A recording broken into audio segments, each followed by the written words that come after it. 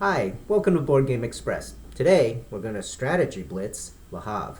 Alright, now that you know how to play, let's talk about a couple of things that will help you play a leaner, more efficient game.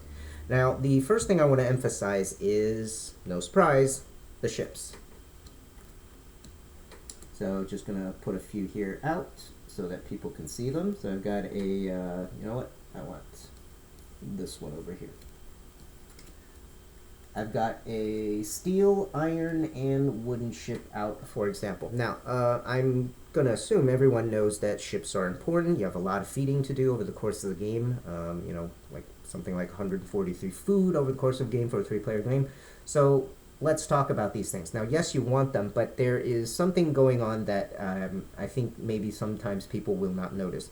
Now, in particular, I want you to focus on what happens to these three ships as you shift the player count up and down the curve. Now I'm going to ignore one player because that's a very different game. You're not competing with anyone, so like the action efficiency and everything is different.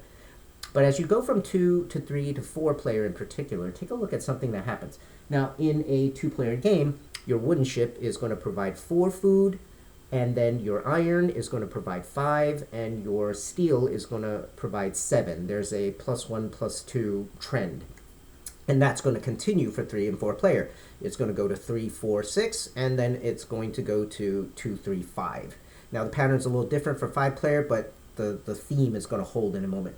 Now the thing I want to point out about this is it may be a match in terms of an arithmetic increase from ship to ship, but it is not, very much not a match when you consider it on a percentage basis. In other words, if you compare in each player count a wooden to a steel ship, for example, in the 2-player example, you're going to go from 4 to 7 food being provided by the same ship.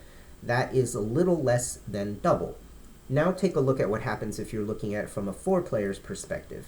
You're going to compare 2 from the wooden to 5 on the steel. That is way more than twice as efficient. So, and it's even more exaggerated for the 5-player. It's going to be, 3 to whatever it is, 3 to 1, I think. This means that in a larger player count game, the later ships, the iron and definitely the steel ships, are going to be on a relative basis more potent than a wooden ship will be. So, if you're playing 2 or 3 players, try and work out the wooden ships as early as possible. In fact, in a 2-player game, you kind of want to try and push for 2. But if you're going to go 4 or 5, and by the way, kudos if you're going to play 5, that's very brave. It's going to be a very long game. You are going to want to not push too hard for the wooden, but you are going to want to very aggressively push for iron and steel ships. They are going to be much more impactful at the larger player count. So that's one thing to kind of know. Second thing is, well, to loan or not to loan? That is a very important question.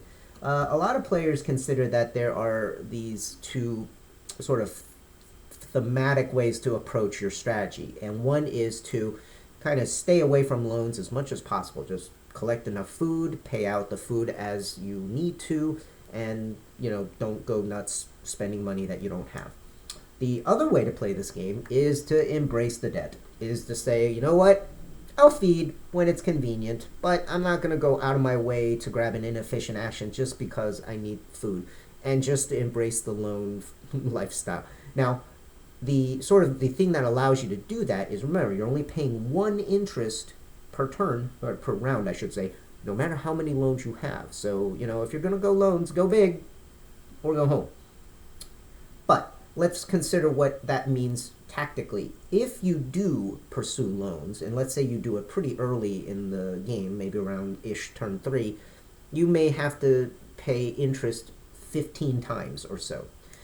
And then each loan that you sort of escalate into, whatever level you peak at, let's say 10 loans, you are going to have to pay 5 instead of the 4 to get each one back. So you're going to have to pay 10 more there. So if during the course of the game you started taking loans around turn 3 and then you maxed out at 10 loans at some point before recovering back down, that means you're giving up 25 additional dollars in a way to compensate for that. So the question is whether the action efficiency that strategy allows you is going to be able to compensate. So in a lower player count game, that's going to be an easier thing to do. In a 3-player game, you're going to have 42 baseline actions plus the one at the end.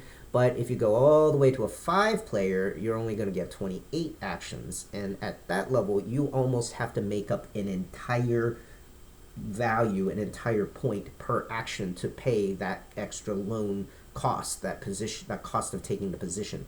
So if you are going to do it, it is a little bit easier to do in a smaller player count game. And if you are, then you are going to have to lean somewhat obviously very strongly on this building right here, the local court. And that is the one that says if you have 3 or more loans, which is going to happen most likely if you decide to pursue it this way, you get to give 2 back. That is a net 10 value.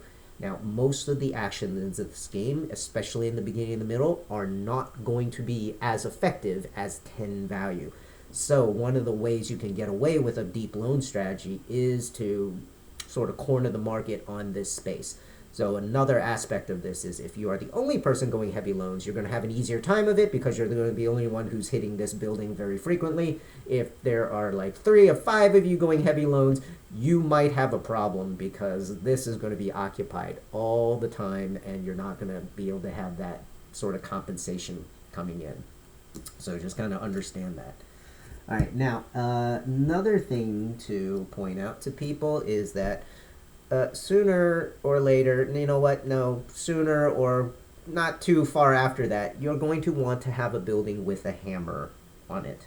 You're going to want a hammer symbol. This guy, right here. You're going to want a hammer symbol for him, otherwise you will be sad. You really want, you want 4 coal when you come here. That's it.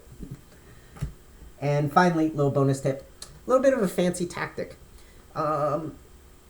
Cheap buildings, you know, things like the clay mound, the black market, if you own them, they are very handy for in one particular way. If you ever find yourself completely out of money, or maybe one short of what you need, you can sell your clay mound for half, that's 1, and then use that money to do whatever it is you know, whatever cool move you need to do. And then if you were, especially if you're able to get money back as a result of the action you took, you can buy it right back for $2. So basically it's like, you know, get 1, pay it back for 2. You're basically giving up $1 for the ability to maybe perhaps do something really nifty. That is a just kind of a useful thing to be able to do if you own the black market and or the clay mound. So a lot of times I just pick them up if I have the spare cash, just because, you know, even if I'm not going to make a big deal out of having a building, that's a little cool maneuver I can kind of count on at some point. So anyway, those are a couple of nice tips for you to beef up your Le Havre game. Good luck out there.